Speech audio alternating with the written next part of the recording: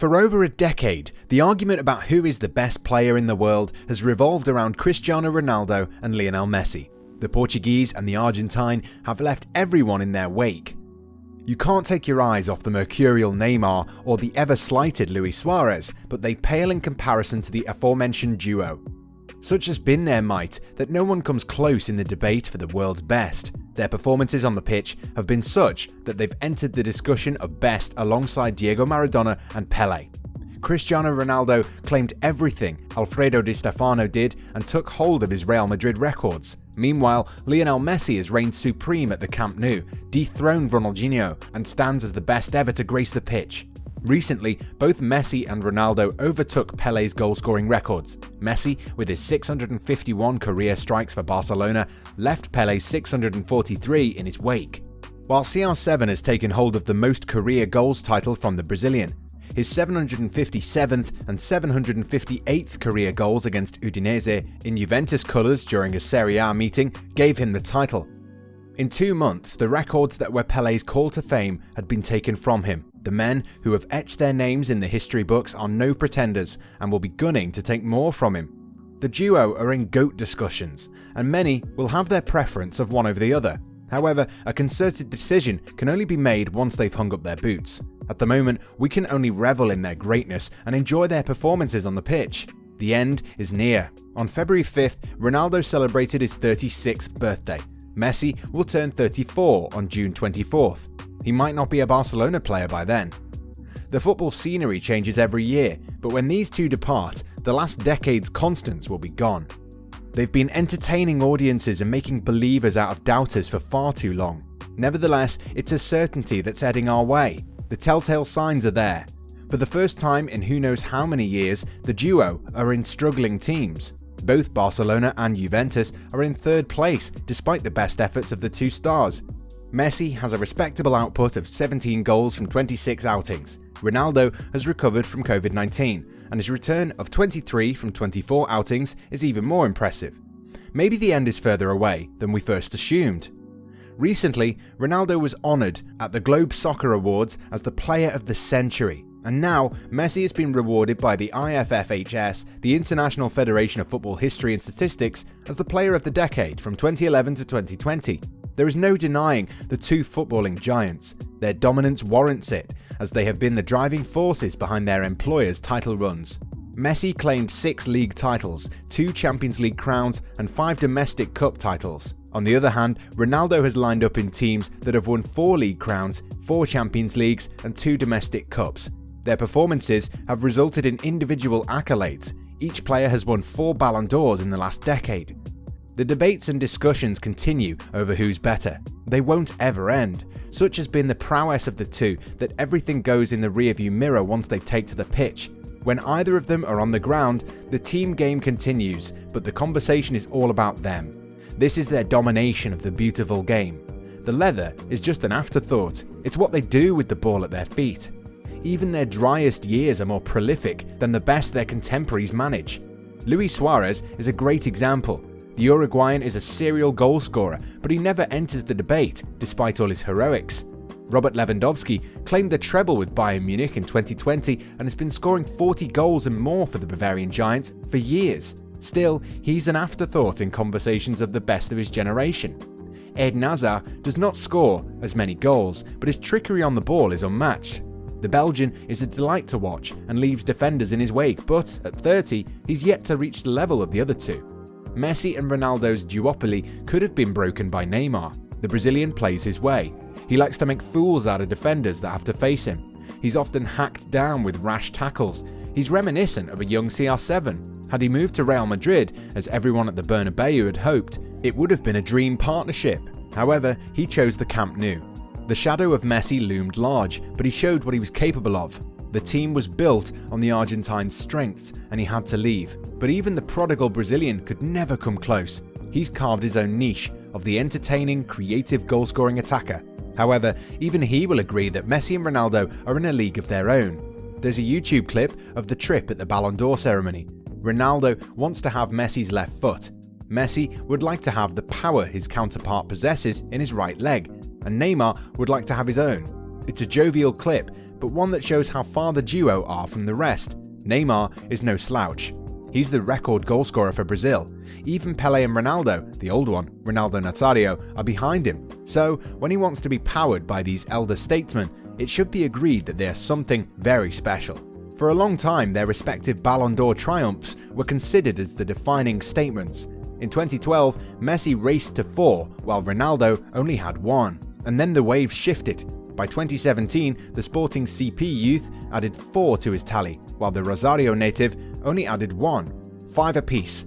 That remarkable turn of events showed the greatness of the Portuguese, but it doesn't mean that Messi went missing during those years. He was adding La Liga titles at the Portuguese's expense and breaking goal-scoring records, but they weren't enough. The Champions League and European Championship triumphs weighed more than Spanish top flight. It is telling that when Messi claimed his 6th in 2019, it was a year in which Ronaldo claimed the Serie A with Juventus and added the UEFA Nations League winners medal to his trophy cabinet. There's no separating the two, and one can only thank the gods for making us witness their greatness on a regular basis. On the whole, Ronaldo has 5 and Messi leads with 6, and this is where the conversation starts to get interesting. The magnanimity for Ballon d'Ors and title triumphs. Here are 2 generational stars who are right next to each other for every record in question. Lionel Messi beat Cristiano Ronaldo in terms of league titles, but the Portuguese has more Champions League triumphs than him. In addition, there's the question about successes in the top European leagues. The Madeiran has claimed success in England, Spain and Italy. Meanwhile, Messi stands as the quintessential one-club man. He's been forged in Catalonia and this is his port of call. He shook the world with his transfer request last summer and set the dominoes in motion. The club's hierarchy, who he questioned, are no longer there, and it seems Camp Nou will remain his hunting ground for the foreseeable future. But even if he decides to leave, title triumphs will follow him. Such is his pedigree in competitions. This is one area where Ronaldo has pipped Messi, and no arguments can be made from his supporters. The European Championship CR7 claimed with Portugal sets him apart from his long-term rival. La Pulga could have ended the debate had he managed to lead Argentina to World Cup glory in 2014, but Mario Götze and Germany spoiled his party. 2 years later, Cristiano secured the 2016 European Championship, and due to COVID-19's postponement of the competition, his reign was extended. Moreover, while Messi's Argentina have failed to claim the Copa America, Ronaldo's Portugal were the inaugural winners of the UEFA Nations League. So how do you separate the two? It is a far more difficult task than uttering the sentence and setting up the parameters. Both players have transformed from wingers into central players. The false 9 has been central to their progressions. Playing in a 4-3-3 formation has gotten the best out of them, but as a student of the game, these are superficial statements. Even if the two are deployed in the same position, the roles they have fulfilled have been entirely different. Perhaps this is the beauty of football. Things that should be similar are so different. But the question remains, who's the better of the two, and the greatest of all time? While we will have to wait until they hang up their boots and give a better account of how they stack up against each other, here we're going to talk about how Messi stands out from his equally prolific contemporary, the only man whose name is taken alongside his, even more than the coaches who've trained him and the players he's lined up next to. This is a trip down memory lane, and while every match has not been as dour as their last meeting in the Champions League, there have been some exciting contests. The 2008-9 Champions League Final. There are derby games that are important in the sporting calendar year, but there are many derbies across the year, and the game that pips these contests is the UEFA Champions League Final. On May 27, 2009, this game was played between reigning champions Manchester United and Barcelona. On one side was the legendary Sir Alex Ferguson, and in the other side sat the young Pep Guardiola. A Scotsman and a Catalan were going to pit their wits for a chance at glory. On the pitch, the generals were different. Samuel Eto'o was on the pitch, and so was Xavi and Andres Iniesta for Barcelona. But they were not the men that Sir Alex had asked his team to keep a check on.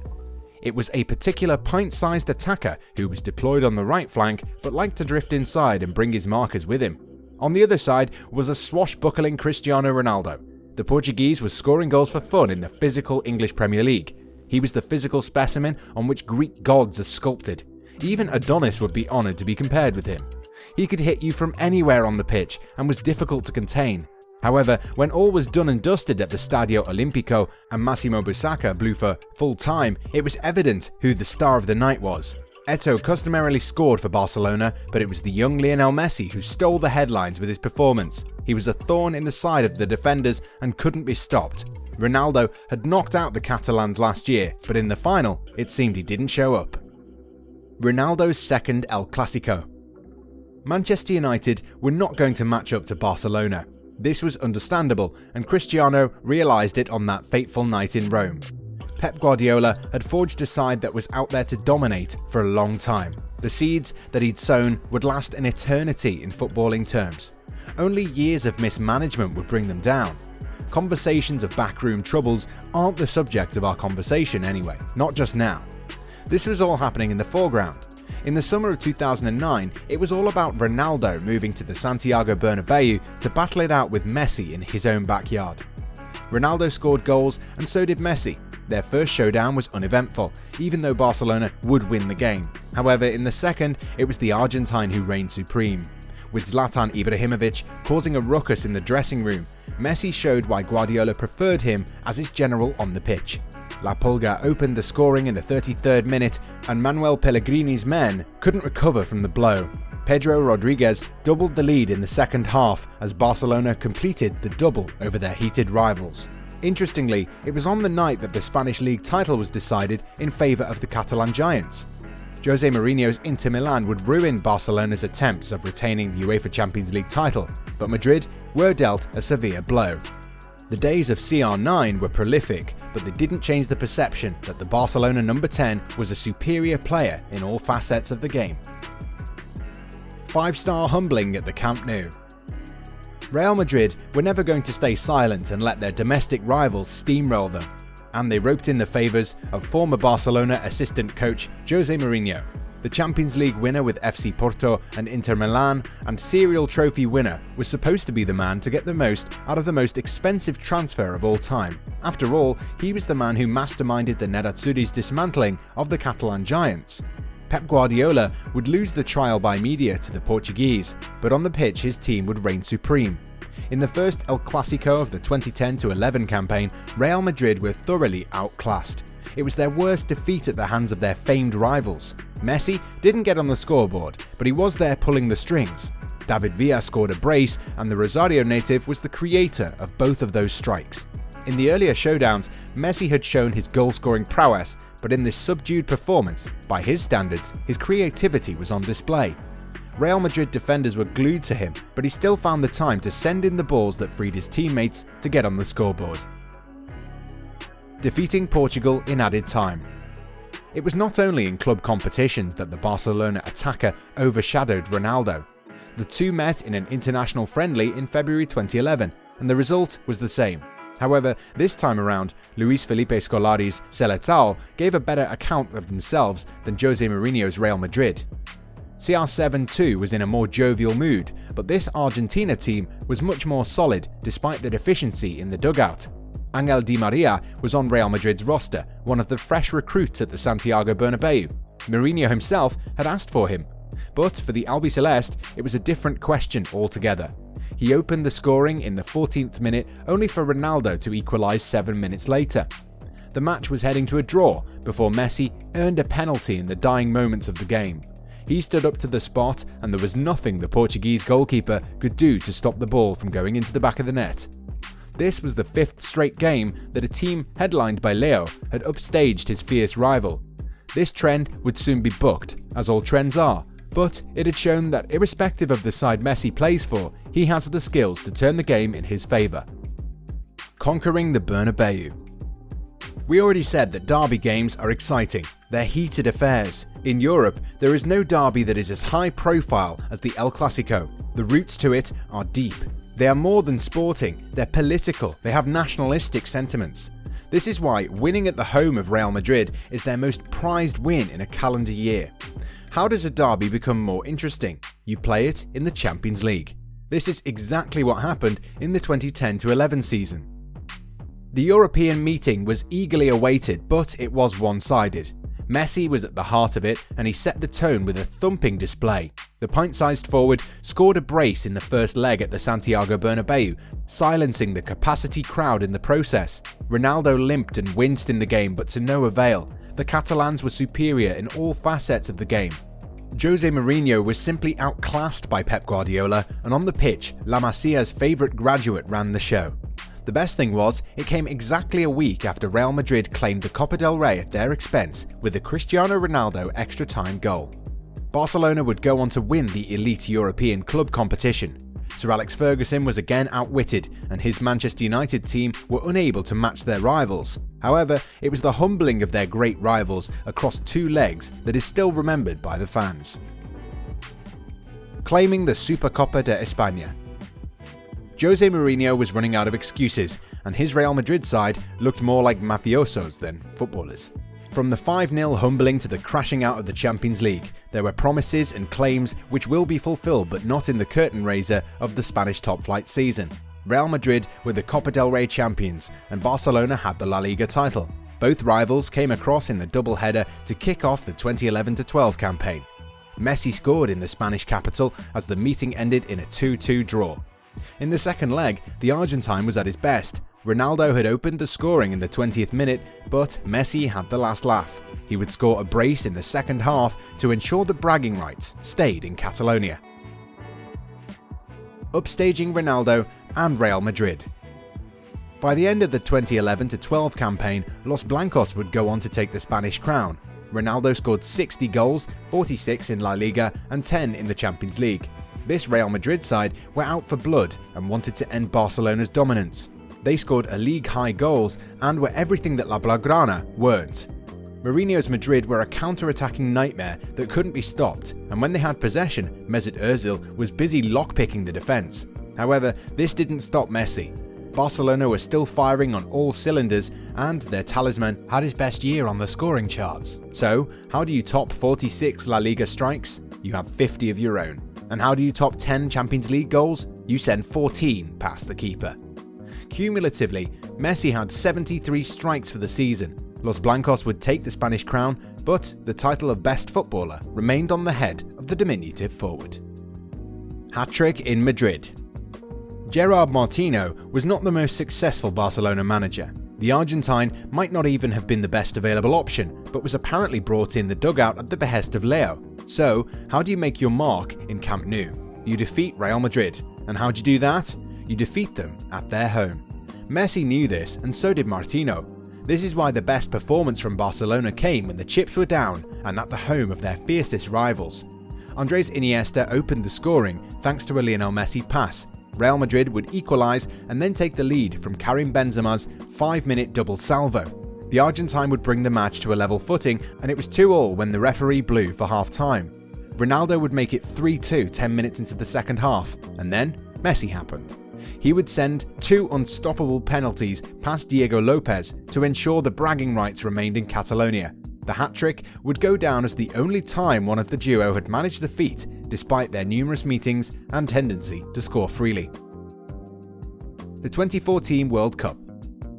Heading into the 2014 World Cup in Brazil, both Messi and Ronaldo were at the peak of their prowess. There was nothing stopping them at club level, and the 4-year footballing extravaganza waited them. Nothing went to plan for the Portuguese, who were humbled 4-0 by Germany and finished 3rd in Group G. The Seleção were not up to the mark as the United States men's national team progressed at their expense. Cristiano Ronaldo was heading for an extended holiday. Messi would also have heartache in the competition, and that too at the hands of the Germans, but not in the group stages. The Albiceleste easily overcame Nigeria, Bosnia and Herzegovina, and Iran.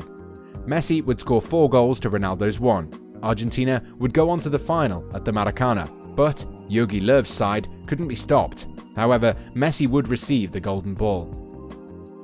Winning the battle in Catalonia. From 2015-16 season to the 2017-18 campaign, Real Madrid made history. They claimed 3 successive Champions League trophies. Zidane was setting himself as the Pep Guardiola for Los Blancos, and he came close to matching it in the 2016-17 campaign with La Liga and Champions League double. However, there's one thing different from the successes of Guardiola and Zidane: wins in El Clásico. The war for supremacy in Spanish top flight was lost by Barcelona to the capital club, but the battles weren't. The game was going Barcelona's way before James Rodriguez equalised in the 85th minute, and for the umpteenth time, Messi came to Barcelona's rescue. In a game where Ronaldo drew a blank, he ensured that points would not be shared. The Argentine hit the back of the net in the 92nd minute, silencing the Bernabeu faithful for one more time. CR7 could only seethe in dismay at yet another defeat thanks to his eternal rival's brilliance. All-around head-to-head. Lionel Messi has come across Cristiano Ronaldo in 36 games. The duo are evenly matched with 22 goals for the Argentine and 21 for the Portuguese. CR7 has been the dominant force in Copa del Rey. In their meetings, he's scored 5 goals, while Messi has not opened his account when the rival has played. This is where the balance stops tilting in the former Real Madrid attacker's favour. Messi has outscored in their La Liga, Champions League, Supercopa de España and international friendly meetings. Moreover, he's been on the winning side 16 times, 5 more than Ronaldo's 11, with 9 of these 36 games have ended in a stalemate.